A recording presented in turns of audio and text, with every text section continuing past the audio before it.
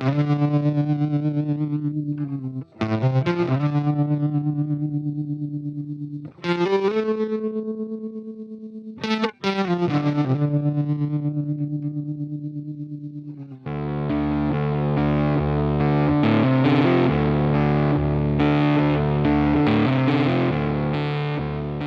there. Happy Saturday. Actually, happy 4th of July. Hope you have a very festive and joyful 4th. Today's reading comes from the 9th chapter of Matthew. The Lord be with you. And with your spirit. A reading from the Holy Gospel according to Matthew. Glory unto you, Lord. Then the disciples of John approached Jesus and said, why do we and the Pharisees fast much, and you and your disciples do not fast? Jesus answered them, can the wedding guests mourn as long as the bride and groom is with them? The days will come when the bridegroom is taken away from them, and then they will fast. No one patches an old cloak with a piece of unshrunken cloth, for its fullness pulls away from the cloak, and the tear gets worse.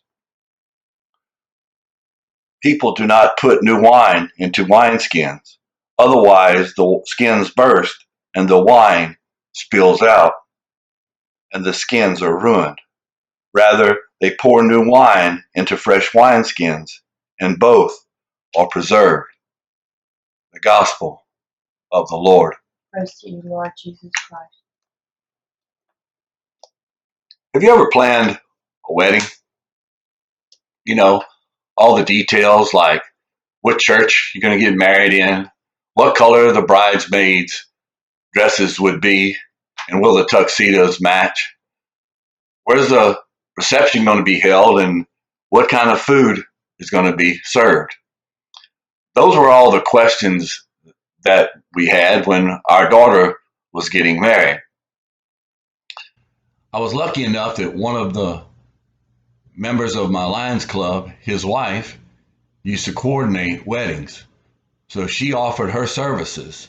So her and my wife and my daughter sat down and they discussed colors, themes, decorations, food, everything in a one price package. For me, game on. The day of the wedding, we went to the reception, and I can tell you the hall was decorated beyond recognition. The food was good, the libations flowed, and everything came off without a hitch. But one of the things that really impressed me most was that the bride and groom had their own table put off by themselves. Not only that, they had a waitress that was assigned just to them to get them anything they wanted to eat, anything they wanted to drink, any need that they had, she would take care of it for them. They were able to just sit back and enjoy the celebration of their wedding. In today's gospel, Jesus is asked why he and his disciples don't fast. You see, fasting was a very part of a Jewish's religious culture. But Jesus' answer paints a very vivid picture in my thinking, because Jesus tells them about a wedding feast. You see, when a couple gets married, they don't go off on a honeymoon like we do over here in the Western culture. Their honeymoon is spent at home. The couple opens their home, and for a week, all of their friends come and celebrate there in their home. For 1 week, that couple is treated like a king and a queen. That simple couple enjoys all the joy of having everyone there and rejoice. in their wedding.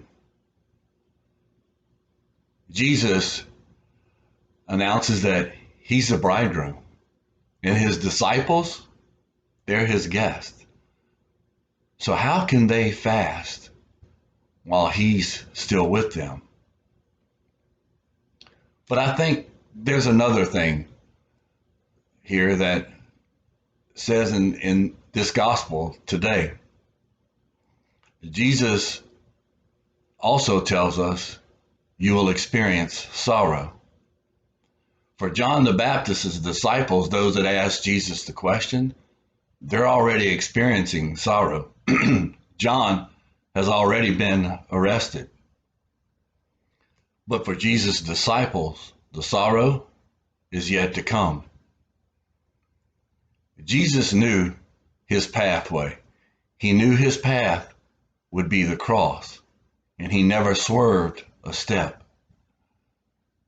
Jesus is telling his disciples, you have been with me with the joy.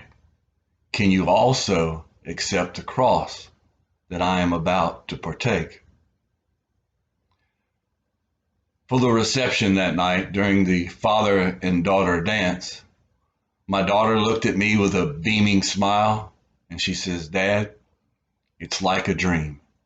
It's everything that I always dreamed of.